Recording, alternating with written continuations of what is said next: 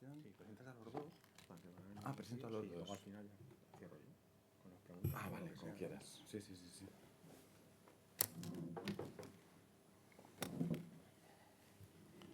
Nerea, yo no soy Nerea. Vamos a ver. Tú eres este. Nerea, yo soy Josefa. No tienes pinta de Nerea. Aunque bueno. Eras doctora. Esto para hablar hay que hacer algo aquí. Apretar, supongo. ¿Dónde están? Pero venid aquí. ¿Aquí? Sí. Venid aquí. Anda, este no tiene cartel. Vicente. Bueno, empezamos. ¿Vicente no ha puesto cartel? No. No. Te han dejado sin cartel, Vicente. Te han dejado sin cartel. Bueno, buenas tardes a todos. Quiero empezar agradeciendo a los organizadores del Congreso por mantener esta tradición ya consolidada de encargar al menos una mesa de ponencias a cada uno de los grupos de trabajo. También quiero agradeceros pues, la opción de estar en esta sesión en lugar de estar en la playa, que es una opción con bastante competencia desleal. Y bueno, vamos a presentar una mesa que lleva por título Nuevos mecanismos proterogénicos mediados por el endotelio vascular.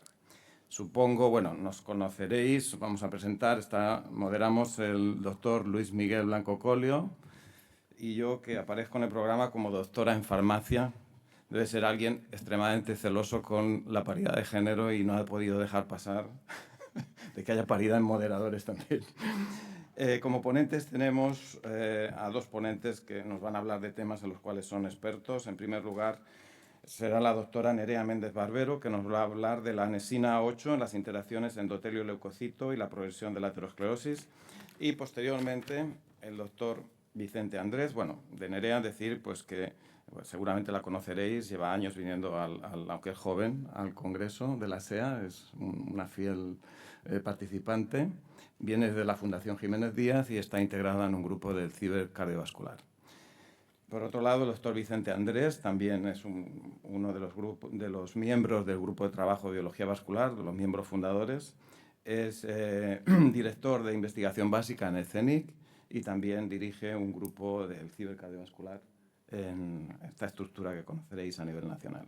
Él nos va a hablar del JAP-TAF, no sé si se pronuncia correctamente, endotelial, que promueve aterosclerosis en un modelo de progeria de Huntington-Gilford. Empezamos con la doctora Méndez Barbero, cuando quieras. Sí.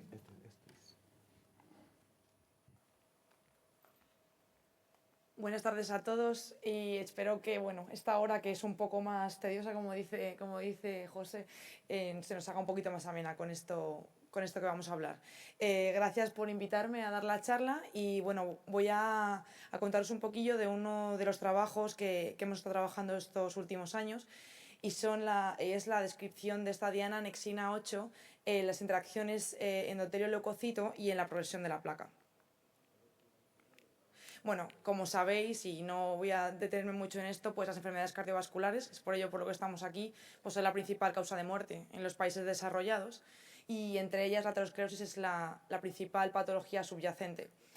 La importancia de la aterosclerosis como patología de inflamación crónica es que en muchos de los casos es una inflamación crónica de la pared vascular por acúmulo de colesterol en la pared de las arterias y que suele ser una enfermedad silente y en muchas ocasiones se reconoce después de haber sufrido un evento isquémico, con lo cual en la mayoría de los casos a veces es demasiado tarde. Es por ello que hay muchos trabajos actuales en los que se intenta desarrollar nuevas terapias diagnósticas y terapéuticas que nos permitan atajar la progresión de la aterosclerosis cuando esta es todavía subclínica. En este caso, como sabéis, es una enfermedad crónica multifactorial, está caracterizada por muchos factores de riesgo y en ella están involucradas muchas células. Sin duda, en nuestro caso, lo que nos gusta y llevamos estudiando mucho tiempo es la pared vascular y las células que conforman esta pared. Como sabéis, tenemos la parte íntima más cercana con la zona del torrente circulatorio, en la que tendríamos ese endotelio o monocapa de células endoteliales sobre una lámina media. Y luego tendríamos la túnica media per se, en donde vamos a encontrar las células de músculo liso, bien estructuradas, sobre sobre láminas elásticas y que al final son importantes en esa funcionalidad y contractilidad vascular. Pero centrándonos en el endotelio y así de manera, digamos, para saber qué hablaríamos, qué sería el endotelio, ¿no? Parece que es una capa que en primera instancia sería, como hemos dicho, una monocapa de células, pero si hablamos en términos generales, hay 10 millones de células en un organismo adulto de células endoteliales y corresponden más o menos al 1,5-2% de la masa corporal. Y es por ello que al endotelio se le podría dotar de una funcionalidad como un verdadero órgano, debido a sus funciones y también a la extensión que tiene. Anteriormente, o se conocía como que el endotelio es el interfaz de comunicación entre el torrente circulatorio, la situación sistémica y lo que ocurre, el diálogo en la pared vascular, pero sin duda tiene muchas más funciones que hacen que se regule la hemostasis vascular. Si nos centramos en el endotelio sano, vamos a observar que el endotelio sano va a estar en unas condiciones, digámoslo así, como resting, en el cual no va a haber expresión de moléculas de adhesión. Las principales moléculas de adhesión que se expresan van a ser la selectina, la ICAM, el BICAM, pero en este momento, cuando el endotelio está sano, no va a haber expresión de estas moléculas. Hay otras moléculas de adhesión que no se expresan de novo, sino que van a estar suspendidas dentro de unos orgánulos que se llaman los orgánulos Weibel-Paley bodies, como por ejemplo la P-selectina, y esta, cuando hay cambios, hasta que no hay cambios, esta se va a localizar dentro de estos orgánulos. Es por ello, por la baja expresión de estas moléculas de adhesión en el endotelio sano, digámoslo así, es que este órgano se va a denominar un órgano inmunoprivilegiado. ¿Por qué? Porque no va a tener leucocito, en primera instancia no va a reconocerse y no se va a adherir a esta monocapa. Además, en un endotelio sano tendremos las características de regulación de un flujo gracias a la biodisponibilidad del óxido nítrico y a otros factores paracrinos que regulan esta vasodilatación, contracción de las arterias y esa comunicación entre endotelio y la célula de músculo liso. Además, hay una inhibición de la coagulación, porque tampoco hay expresión de factores que induzcan esto, como por ejemplo el factor de von Willebrand o algunos como prostaciclinas. Y además, la importancia también del endotelio es que controla esta permeabilidad vascular. En condiciones de un endotelio healthy, sano, va a haber una permeabilidad, se controla esta extra leakage de líquido hacia los tejidos y permite que se controle esta permeabilidad vascular. ¿Qué ocurre cuando hay un aumento, por ejemplo, de LDLs en sangre, que es lo que ocurre en lo que nos atañe ahora en este contexto? Pues que van a suceder una serie de eventos que hace que este endotelio pierda esta hemostasis vascular y empiece a aparecer un endotelio, digámoslo así, activado o disfuncional. Las principales cosas que ocurren van a ser, un aumento, un cambio en la biodisponibilidad de este óxido nítrico, entre otras cosas, por la entrada de LDLs oxidadas al espacio subendotelial, que produce, por una parte, el aumento de expresión de moléculas de adhesión de novo, como he explicado antes, y de la exposición de otras moléculas que se encuentran en estos compartimentos endosomales, que se van a expresar también a la zona de la membrana endotelial. Así podemos ver que habrá más expresión de P-selectina, E-selectina, BICAM, también la expresión de factores para la coagulación, también tendremos más permeabilidad vascular, aumento del estado protombrótico y además una desregulación de este flujo sanguíneo. ¿Esto qué quiere decir? Que hay una disfunción endotelial que está provocando que se inicie este daño vascular.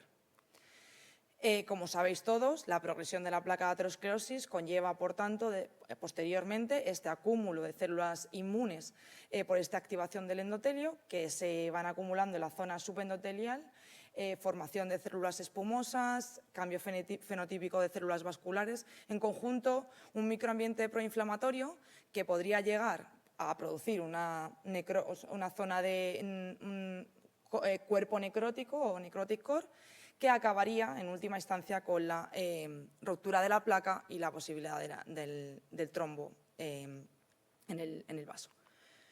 Pero la disfunción endotelial se puede mirar desde diferentes puntos de vista. Se ha visto que puede ser un marcador diagnóstico, o sea, un marcador diagnóstico longitudinal de este daño, ¿vale?, cardiovascular. Y como sabéis, pues hay biomarcadores tradicionales, como los que tienen que ver con la inflamación, estos moléculas de adhesión, y otros biomarcadores que, bueno, como os he puesto en esta lista, pues están denominados también como biomarcadores que podían diagnosticar esta severidad o este daño en pacientes con enfermedad coronaria. Entonces, por ejemplo, la angiopoietina, el Endocan, que es un marcador de glicocálisis endotelial, que también aumenta cuando hay enfermedad microvascular, de disfunción microvascular, la galectina 3, la sortilina, y además muchos microRNAs o long coding RNAs que nos han permitido usarlos como un biomarcador de esta disfunción endotelial.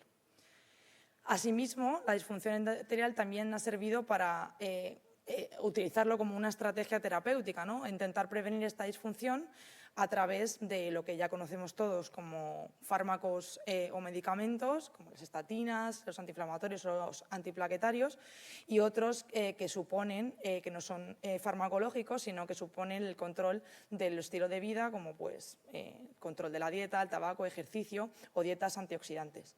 De esto surgen pues muchas, bueno, en este caso algunos estudios clínicos que han indicado que tanto, por ejemplo, terapias antioxidantes o antiinflamatorias pues pueden reducir este riesgo en las células endoteliales. Pero, sin embargo, en la ciencia básica seguimos con la situación de estudio de estos estudios experimentales, y es importante destacar los estudios experimentales implicados en las interacciones endoteliolo-leucocito, sobre todo destacando las moléculas de adhesión en las que se ha localizado que en animales knockout para estas moléculas pues, se ha visto que tienen un retraso de la placa de aterosclerosis. Nosotros hace un tiempo quisimos analizar moléculas dianas implicadas en el desarrollo de esta aterosclerosis, analizando la huella transcriptómica de animales wild type y animales deficientes en apolipoproteína E. Observamos que esta huella transcriptómica era bastante diferente entre los animales sanos y las aortas de animales ApoE, observando que, como era esperado, había mucha regulación del componente o del componente inflamatorio. Como podéis observar, había aumento de IL-6, de la cetoquina MCP1, también se podían ver genes relacionados con las metaloproteinasas, pero sin duda nos fijamos en uno de los más apregulados, los animales deficientes en ApoE, que era la anexina 8. Para ver si anexina 8 estaba regulada o su forma proteica en las placas de aterosclerosis, observamos que esta proteína se encontraba en la zona, especialmente en la zona más endotelial de la arteria en ratones, y un poco de expresión en la zona de las células de músculo liso en la parte de la lesión. Comparando con las placas humanas, también veis que es bastante restrictivo a la zona endotelial y a algunas zonas de las células de músculo liso vascular. ¿Pero qué son las anexinas? Bueno, las anexinas son una familia multigénica de muchas proteínas, pero la mayor importancia que tienen es que tienen una capacidad de unión reversible a las membranas celulares y son dependientes de calcio. Hay bastantes anexinas que comparten dominios, el dominio C terminal, que es conservado, y el dominio N terminal, que es variable, y es el que en principio se piensa que dota de su funcionalidad a cada una de estas anexinas. Como os digo, suelen estar en las membranas celulares, normalmente pueden estar en vesículas endosomales, en citoesqueleto, mitocondrias, gotas lipídicas. Funciones importantes que tiene y que se ha visto que también tiene la anexina 8, por ejemplo, está implicado en el tráfico endosomal desde los eventos endocíticos hasta la exocitosis. También se ha visto que puede estar unido al citoesqueleto porque se une a la actina 1. También se ha visto que están implicadas en la reparación de membranas cuando hay una exocitosis o una endocitosis. Y también una cosa bastante importante también que se ha visto es que están implicadas en el tráfico de colesterol, en el tráfico de homeostasis de colesterol entre las membranas celulares, que también es importante para la biodisponibilidad de este colesterol y el metabolismo de los orgánulos. Algunas anexinas también se han visto extracelulares, pero la mayoría por su función en la cascada de coagulación, pero la mayoría de las cosas que se ha visto de ellas están implicadas en estudios de cáncer. Lo que se sabe de enfermedades cardiovasculares es que la anexina 1, por ejemplo, y la 2 están implicadas en disminuir el reclutamiento de leucocitos. La anexina 5, además, reduce también la carga aterosclerótica a través de reducción de formación de células espumosas. Pero en realidad de la anexina 8 no se sabía mucho en el momento en el que nosotros la localizamos. Lo que sí que se sabe es que era una proteína anticoagulante, como se fue denominada en su primer momento. Como os he dicho, está implicada en el tráfico endosomal y especialmente está implicada en el transporte de la tetraspanina C63 desde los endosomas tardíos hasta los cuerpos de Weibel-Paley. Para ver si realmente nosotros teníamos funcionalidad de la anexina 8 en esta progresión de la placa de aterosclerosis, hicimos un modelo de aterosclerosis temprana y avanzada, observando que la deficiencia de anexina 8 reducía la carga aterosclerótica a nivel de ENFACE, tanto en el modelo temprano como en el modelo avanzado. Como veis, hay una reducción del 60% de la carga aterosclerótica. También la reducción se podía ver en la raíz aórtica, y lo más importante es que vimos que había una reducción también en la carga lipídica que mostraban estas placas, observando por la tinción de oro. Esta carga lipídica podía estar definida por varios factores. Uno, porque entrara menos LDLs, o otro, porque realmente los monocitos que estaban en esa placa pudieran estar captando menos LDLs. Por eso llevamos a cabo dos experimentos, uno de retención de LDLs y otro de formación de células espumosas. Observamos que la retención de LDLs in vivo era mucho menor en los animales deficientes de anexina 8. Sin embargo, estudios in vitro de uptake de LDLs no mostraban que hubiera diferencias en el metabolismo de colesterol de macrófagos, indicando que realmente anexina podía tener un papel en esa reducción de la retención de LDLs. Pero si analizamos las placas con mayor detenimiento y su composición, lo que nos llamó mucho la atención es que estas placas tenían muchísimo menos componente inflamatorio en el caso de la deficiencia de anexina 8, medido por la cantidad de CD68 en las placas. Además, los animales presentaban a nivel sistémico una menor inflamación, medido por las citoquinas CCL2 y CCL5, y también observábamos que estas placas, al igual que tener menos expresión de CD68, presentaban también como un retardo de la progresión de esa placa, medido por su componente de células vasculares, porque tenían menor células vasculares de tipo sintético, y también medido por el core necrótico y la estabilidad de estas placas. Como podéis observar, en las placas más avanzadas, en el caso de los dobles deficientes, estas placas presentaban unos cores necróticos mucho más pequeños, con unas cápsulas fibrosas más anchas, lo que indicaba por el método de Stary que la deficiencia de anexina 8 estaba induciendo a disminuir o a retardar esa progresión de la placa. Pensábamos que podía ser porque el componente inflamatorio era menor. Entonces nos decidimos a pensar si la anexina 8 en el componente hematopoyético tenía algún papel. Entonces hicimos unos ensayos de trasplante de médula, en el cual animales irradiados letalmente ApoE fueron trasplantados con los diferentes fenotipos medulares, y observamos a nivel de ENFACE y a nivel de raíz aórtica que no había diferencias en cuanto a la progresión de la placa. Y tampoco, como más significativo, que no había diferencias en la cantidad de células inmunes que había en el interior de estas placas. Por lo tanto, en estos experimentos mostraban que no había diferencias, que la deficiencia de anexina 8 en el componente hematopoyético no era, en este caso, importante. Nos decidimos a mirar las células de la vasculatura y observamos que las células endoteliales regulaban la expresión de anexina 8 en presencia de LDLs oxidadas. Tanto su expresión en RNA de proteína como vimos en estas inmunofluorescencias, cambiaban el patrón de disposición de esta anexina 8, desde zonas perinucleares a zonas de membrana. Entonces nos preguntamos si la anexina 8 podía estar implicada en un reclutamiento de estos primeros síntomas de esta activación endotelial, que son las plaquetas.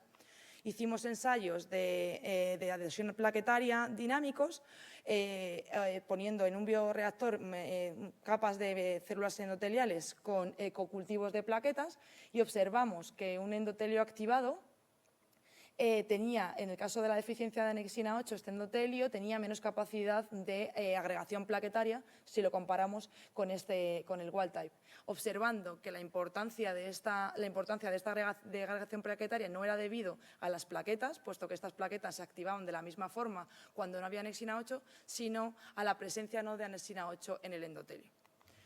Si nos vamos al in vivo, hicimos también un intravital observando la agregación plaquetaria y observamos que en carótidas de animales con dieta aterosclerótica, la adhesión plaquetaria a nivel carotidia era mucho menor también cuando había deficiencia de anexina 8.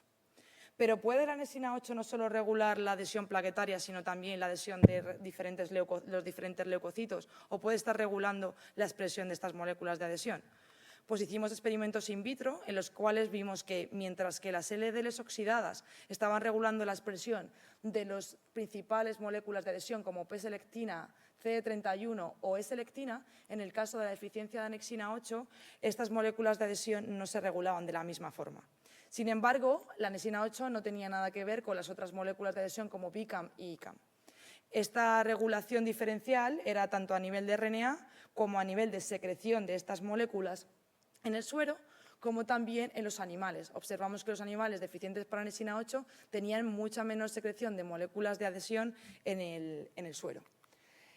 Por ello, quisimos también hacer ensayos de adhesión leucocitaria. In vitro observamos que había una menor adhesión leucocitaria, o incluso no éramos capaces de ver esta adhesión leucocitaria sobre un endotelio deficiente de anexina 8 expuesto a PBNCs procedentes de un animal wild type, y que incluso cuando hacíamos un rescate de esta anexina 8 rescatábamos también esa adhesión leucocitaria. Y en estos experimentos que os muestro intravitales podéis observar cómo, bueno, si puedo. Ay, bueno, no sé si voy a poder. A ver, no. No lo sé porque yo no estoy manejando el mando. Sí, son vídeos. Esos. Vale, guay, gracias. Podéis ver cómo la deficiencia de anexina 8 estaba produciendo una menor adhesión plaquetaria en el vídeo de la derecha, con una mayor velocidad de rolling y pues eso, una menor adherencia de esas células a las arterias mesentéricas de animales aterogénicos. Todos estos resultados indicaban que la anexina 8 podía tener un papel en esta adhesión leucocitaria. Pero, ¿es realmente una implicación endotelial? Pues lo que hicimos fue hacer una construcción específica de un adenosociado que, por su tropismo, va directamente a las células endoteliales y en el cual hicimos un clonaje de un shRNA para anexina 8. Observamos que este tropismo era claro en las células endoteliales, ya que tenía un gen reportero GFP, como podéis ver, es bastante específico de la zona endotelial. Y lo más importante es que disminuía la expresión de esta anexina 8 a nivel endotelial. Gracias a esta tecnología pudimos hacer el modelo en estos animales, en los cuales estábamos inhibiendo de forma específica anexina 8 en el endotelio, observando que fenotípicamente eran muy parecidos a los animales constitutivos de anexina 8 que vimos en el inicio, observando una reducción del 60% casi de la placa a nivel de ENFACE y también a nivel de raíz aórtica. Y también observamos, lo más importante, es que también se observaba una disminución del componente inflamatorio en estos animales, concluyendo que el simple silenciamiento de anexina 8 en el endotelio nos estaba llevando a un mismo fenotipo, por lo tanto, la importancia de esta molécula en el endotelio vascular. Todos estos resultados llegaron a estas conclusiones que os cuento, de que anexina 8 puede estar regulando la expresión de moléculas de adhesión y, por tanto, reclutamiento leucocitario y el retardo o inhibiendo esta progresión de la placa de aterosclerosis. Y, por supuesto, pues nos encantaría el poder dirigir el bloqueo de esta anexina como terapia más dirigida para inhibir la progresión de la aterosclerosis. Y para finalizar, pues gracias a toda la gente que ha estado trabajando en este trabajo, valga la redundancia, y gracias a vosotros por escuchar y a los organizadores por invitarme a dar la charla. Muchas gracias, señora. Muy bonita charla. Bueno, las preguntas las haremos al final conjuntamente, si os parece. Bueno, voy a recordar la charla del doctor Vicente Andrés. Lleva por título "Yat-Taz endotelial promueve aterosclerosis en un modelo de progeria de Huntington-Gilford". Cuando quieras, Vicente. Pues muchas gracias, buenas tardes a todos. Gracias a Pepe y a Luis por invitarme a presentar nuestros resultados en este congreso y gracias a vosotros por, como decía Pepe, elegir la ciencia y no la playa, al menos de momento. A ver, yo voy a hablaros fundamentalmente de una enfermedad muy rara. Aquí tenéis una foto de un paciente que, aunque no lo parezca, tiene solo 10 años y parece totalmente un anciano. Pero antes de hablar de progeria, o específicamente de progeria, para ponerlo en un contexto más general de envejecimiento, pues conviene recordar el concepto de… Perdón. Estoy dando al revés. El concepto de edad cronológica versus edad biológica o edad funcional. La edad cronológica simplemente viene determinada por el año en que nacimos, viene en nuestro DNI y no hay discusión, y la edad biológica o funcional es la que determina realmente o viene determinada por el deterioro real que sufre nuestro organismo. Y ahí hay una variabilidad interindividual muy grande. Tenemos una gran parte de la población que envejece, podríamos decir entre comillas, normalmente, su edad biológica y cronológica coinciden, pero tenemos también las situaciones extremas. Edad biológica muy inferior a la cronológica, algunas veces incluso desafiando a los buenos hábitos que todos sabemos, y en el extremo opuesto la edad biológica superacelerada, que es de lo que vamos a hablar.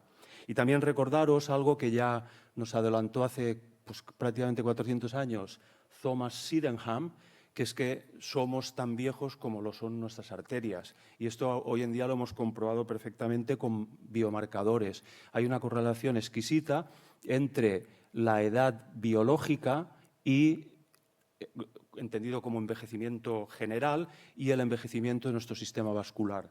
Los centenarios tienen un sistema vascular con poco envejecimiento y en las condiciones en las que hay envejecimiento prematuro suele haber un envejecimiento del sistema cardiovascular acelerado.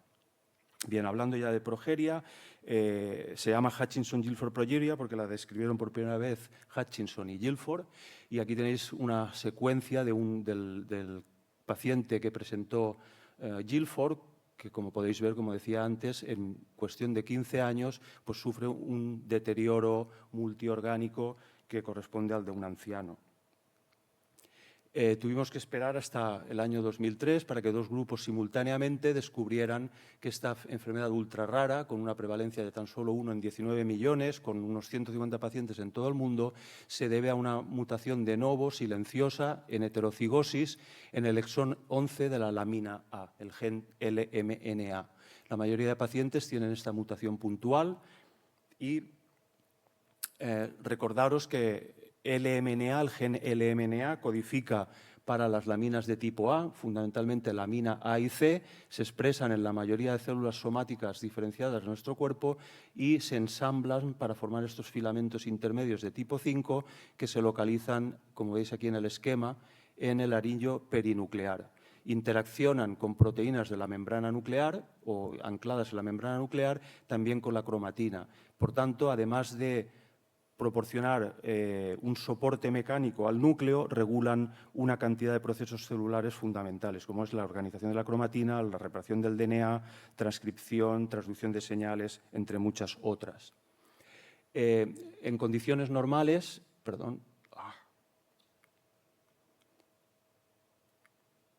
expresamos fundamentalmente lamina A y C, y los pacientes con progeria además expresan progerina.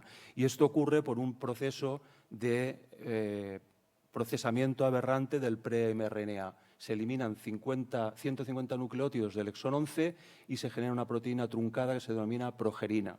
Y esta proteína provoca múltiples alteraciones a nivel celular y eventualmente daño a nivel orgánico. Los pacientes al nacer tienen un aspecto normal y en cuestión de 1 o 2 años empiezan a desarrollar los síntomas, que en principio es un desarrollo postnatal defectuoso, pérdida de pelo y luego se acompaña de alteraciones en múltiples tejidos. No voy a entrar en detalles, sí que quiero destacar que a pesar de que no expresan o no presentan generalmente factores de riesgo cardiovascular, el principal problema de estos pacientes es la enfermedad cardiovascular.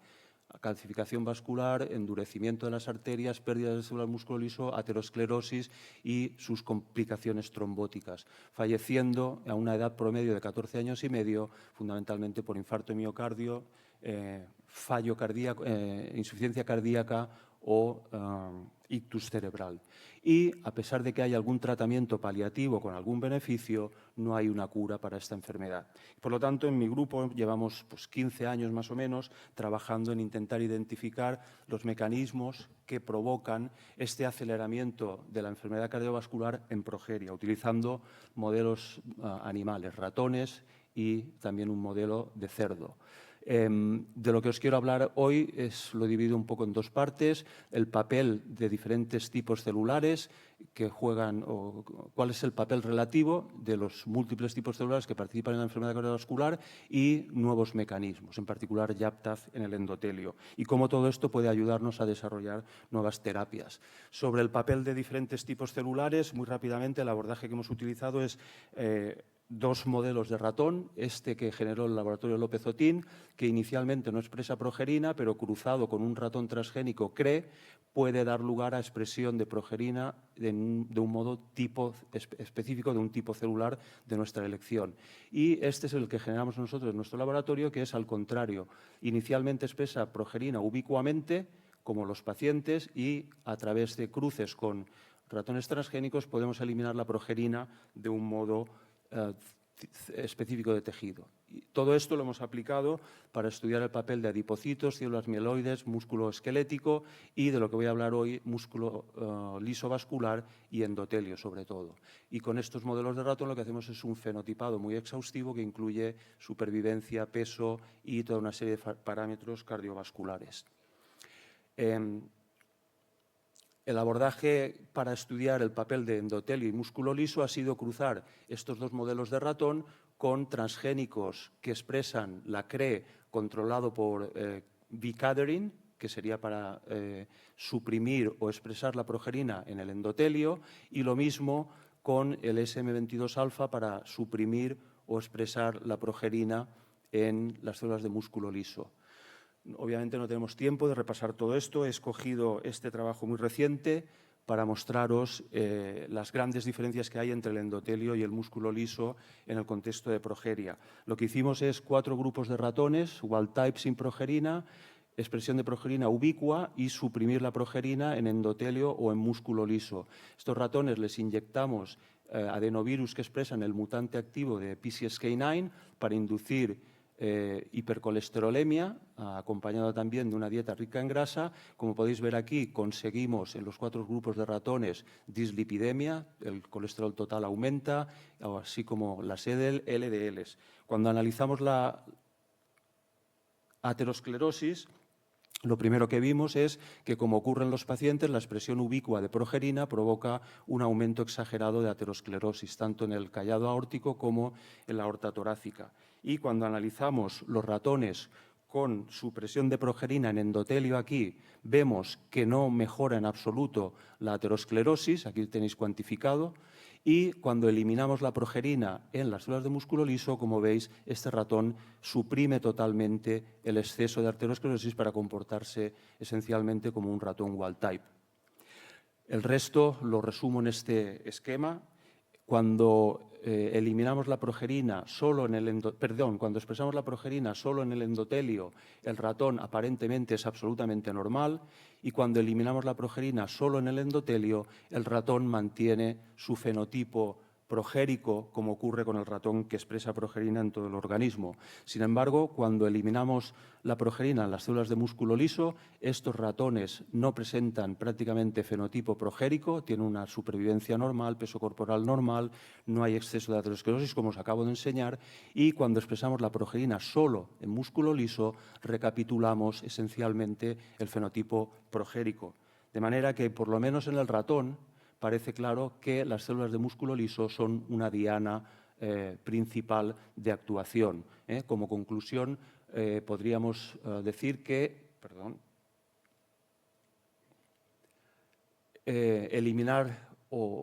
eliminar la progerina del músculo liso puede ser suficiente para conseguir un beneficio terapéutico importante, por ejemplo, para ensayos de terapia génica, y podríamos concluir que la célula endotelial no es importante en progeria, pero, como os voy a enseñar ahora, realmente sí que es muy importante. A través de efectos extrínsecos a la célula endotelial provocados por células no endoteliales que expresan la progerina. Y esto empezó todo con este protocolo de single cell de transcriptómica de célula sencilla que realizó Ana Barretino durante su tesis doctoral codirigida por Ignacio Benedicto. Utilizamos ratones progéricos con expresión ubicua de progerina, pero sin aterosclerosis, porque queríamos identificar causas y no consecuencias del proceso, y con la plataforma 10x Genomics realizamos este proceso de single cell RNA sequencing. Observamos los tipos celulares característicos de la pared arterial, y aquí tenéis una distribución como porcentajes de cada uno de estos tipos celulares en ratones wild type y en ratones progéricos. La verdad es que de este single cell sacamos muchísima información, pero hoy por tema de tiempo me voy a centrar en el endotelio. Cuando hicimos un análisis más refinado del endotelio, lo que observamos, como podéis ver aquí arriba, 3 clústeres de endoteliales, uno característico de los ratones silvestres, que prácticamente desaparecen los progéricos, y 2 clústeres que son, al contrario, específicos de progeria, que prácticamente no existen en el endotelio de la aorta de un ratón wild type.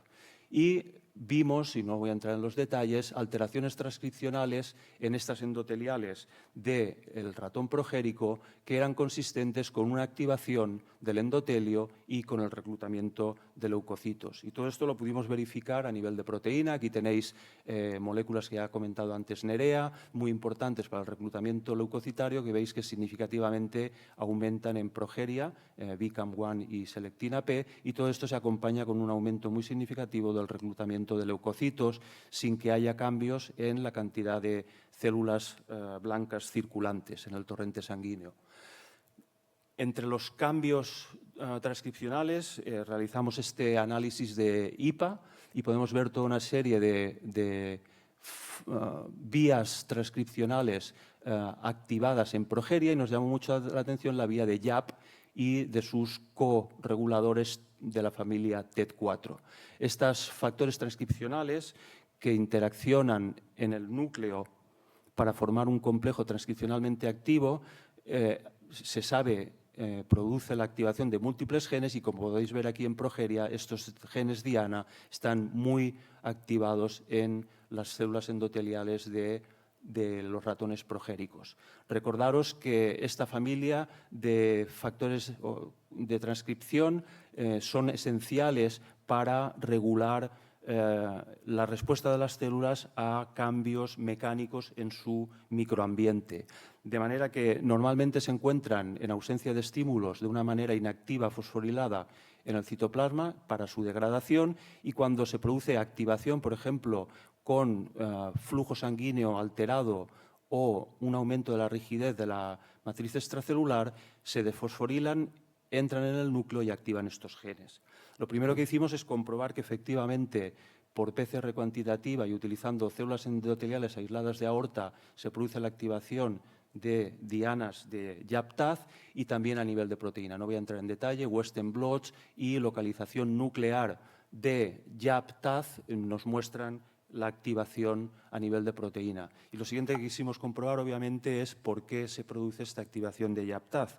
Y barajamos 3 hipótesis: la propia expresión de progerina en la célula endotelial, o estos factores extrínsecos a la célula endotelial. Para lo primero, por supuesto, utilizamos nuestro ratón con expresión de progerina específica en el endotelio, como podéis ver aquí, muy prominente y homogénea. Sin embargo, no observamos activación de la ruta canónica de YAP-TAZ.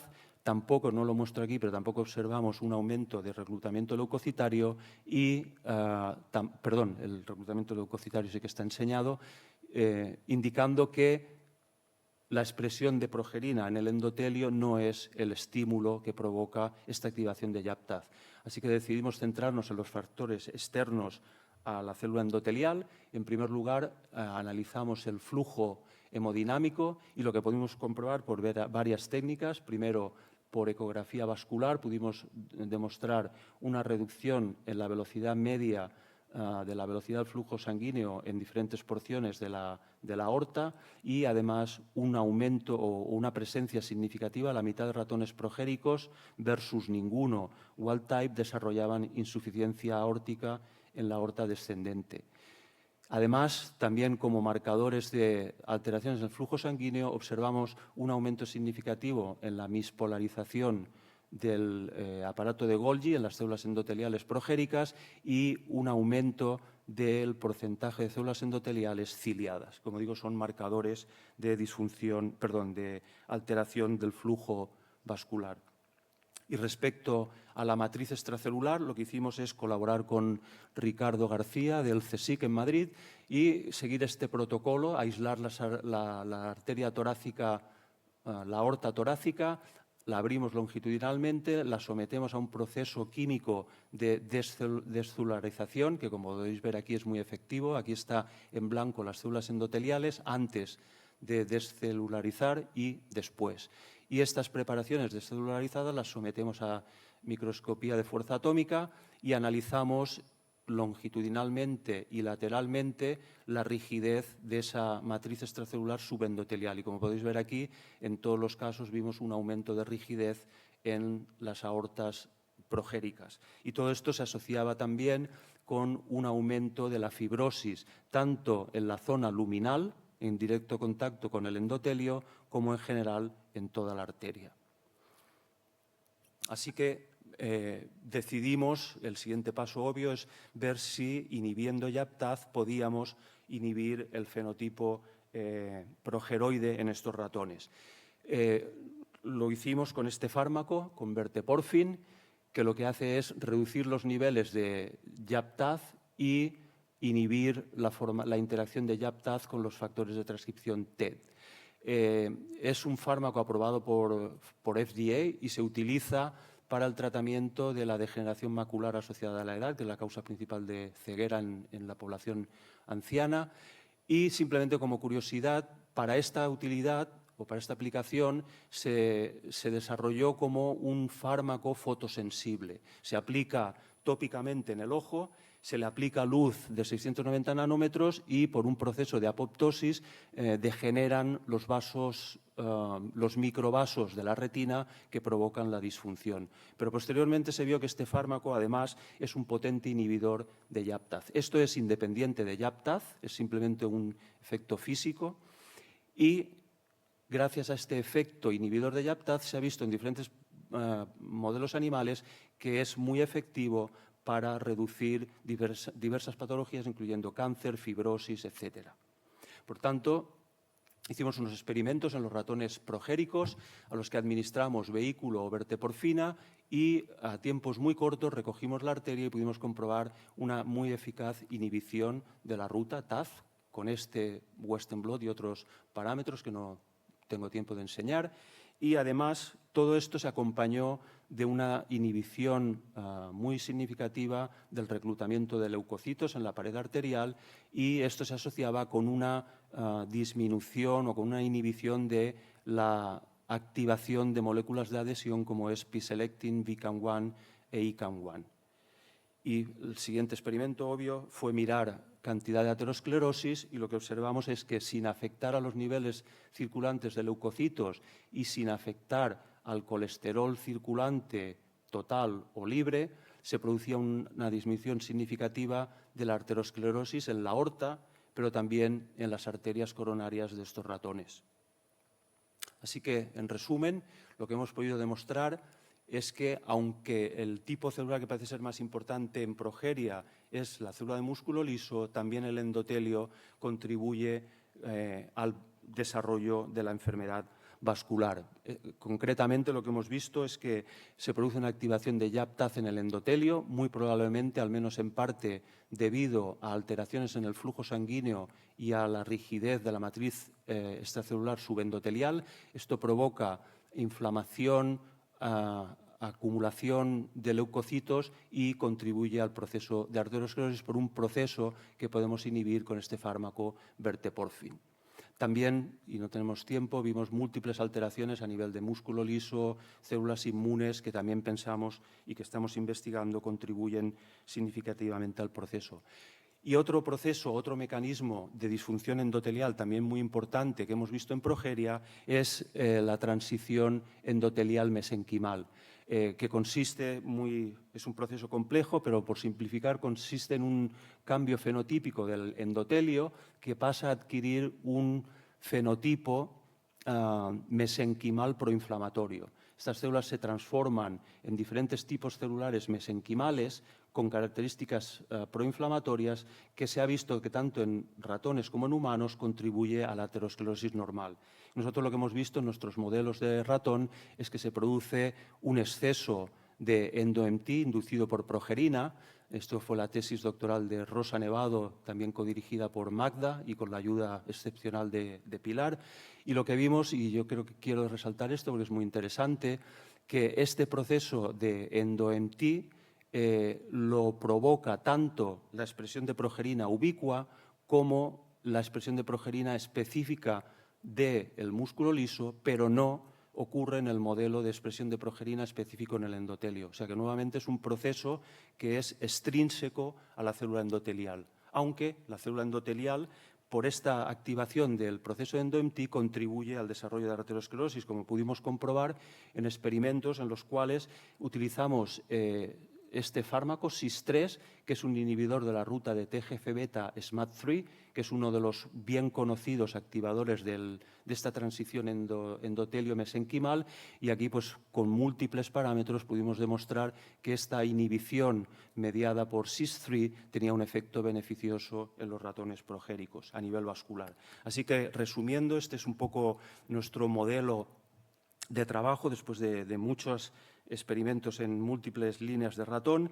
Una de las primeras alteraciones que ocurre en la arteria progérica es esta transición de célula muscular lisa sana a célula muscular disfuncional y a muerte masiva de células de músculo liso, y esto indirectamente provoca disfunción endotelial, seguro que a nivel de endo-MT, como hemos podido comprobar, y probablemente también indirectamente afectando al flujo sanguíneo por efectos sobre la rigidez arterial, activando YAPTAZ. Y todo esto son posibles dianas porque hemos podido comprobar, como os he enseñado con SIS3 y verteporfin, y previamente en otro trabajo, TUDCA, para inhibir el estrés del retículo endoplasmático, son posibles dianas para el tratamiento de la enfermedad vascular en progeria.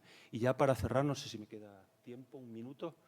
Bueno, la gran pregunta, y que ya aludí al principio, ¿esto es relevante para el envejecimiento normal? Y yo creo que muy rápidamente la respuesta es que sí.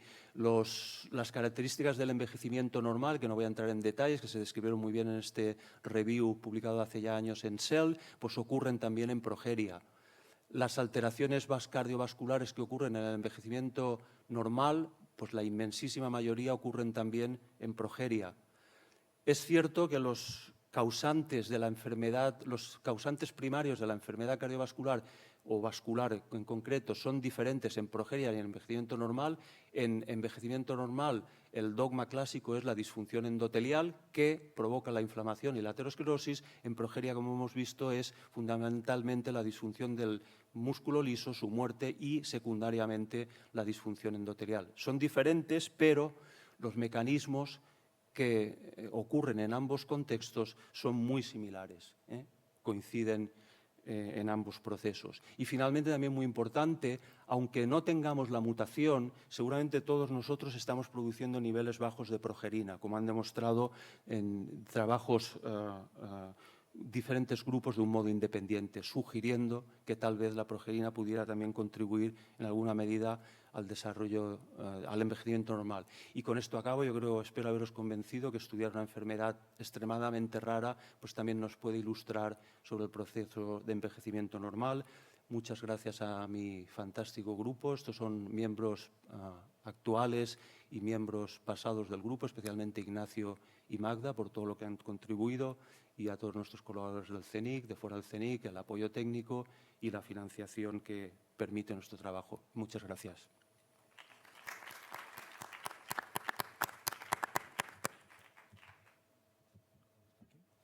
No hay que tocar. No hay que tocar, solo acercar. Ah, vale.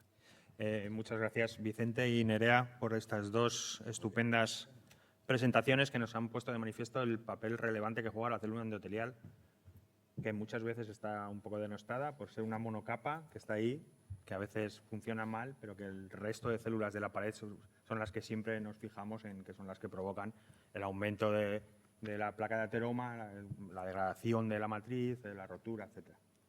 Tenemos 5 minutos para alguna pregunta, si hay alguien del público que quiera preguntar.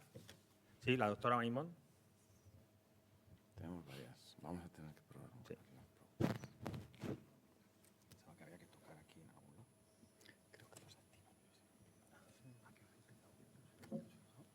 Por tener una idea de tardas. Gracias. Yo quiero felicitar a los dos ponentes, han sido unas presentaciones excelentes. A Vicente, me gustaría preguntarte un poquito porque la vía de Hippo es la vía de Chastaz y está regulada por estímulos externos en muchas células y también en el miocardiocito de una manera selectiva. Y todas las células expuestas a una matriz que puede sufrir cambios y sufrir fibrosis. ¿Habéis intentado ver si, por ejemplo, el motivo del infarto de miocardio puede ser un defecto a nivel del tejido miocárdico y no solo a través de una expresión de Chastaz en el endotelio? La verdad es que de momento nos hemos centrado en la pared vascular. Todo lo que hemos hecho ha sido pared vascular, pero efectivamente sería también una posible diana en el propio tejido cardíaco, pero no lo hemos mirado. Sí, porque en la vía de Hippo están todas las células que son susceptibles a cambios de presión, a cambios de rigidez. Es muy interesante. Y me gustaría también preguntarte, Nerea, que también ha sido muy bonito. Yo creo que vuestras presentaciones son merecedoras de que haya discusión. En los estudios con plaquetas, que son también extremadamente interesantes, habéis mirado adhesión. Pero una razón por la que dirigir terapias contra la anexina 8, como tú has puesto en tu slide final, sería de interés es ver si además de la adhesión estimulan agregación. Es decir, tenéis los modelos de ratones y habéis mirado pues, adhesión. ¿Habéis podido hacer oclusiones de la carótida y ver si se inhibe la formación de trombos? Pues, a ver, modelos en carótida no hemos llegado a hacer, pero sí que intentamos hacer en una primera instancia modelos de daño femoral y sí que parecía que estos animales resolvían mejor y tenían menos oclusión a nivel de la femoral. No hemos seguido por ese camino, pero sí que parece que pudiera tener ahí un efecto también. Muchas gracias, porque claro, inhibir moléculas de adhesión y tener efecto farmacológico no se ha podido demostrar nunca. Ya. Pero si demostráis efecto antitrombótico sí que sería un hit, ¿no? Sí. Y un lead. Gracias y felicidades otra vez. A ti. Gracias. Muchas gracias, Lina. Joan Carles.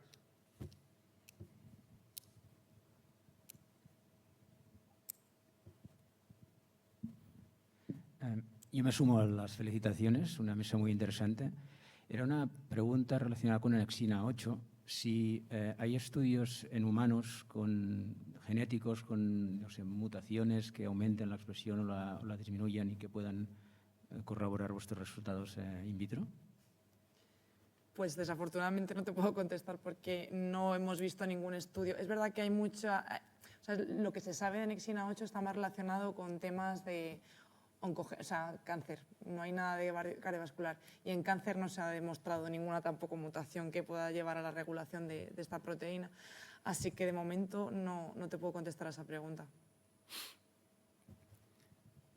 ¿Había alguno más? Sí. Cristina.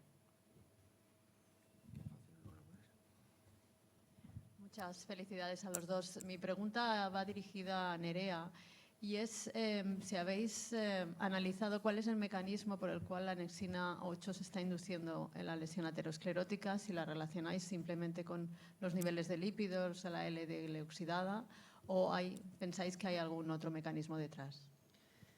El anexina 8 se regula por un factor que se denomina TUG, un factor de transcripción, pero con LDLs oxidadas no hemos conseguido ver que se regule a través de este factor. Lo que sí que sabemos es que anexina regula las moléculas de adhesión porque tiene a través de la vía de AKT. Eso sí, en la segunda parte anexina sí que regula las moléculas de adhesión por la vía AKT.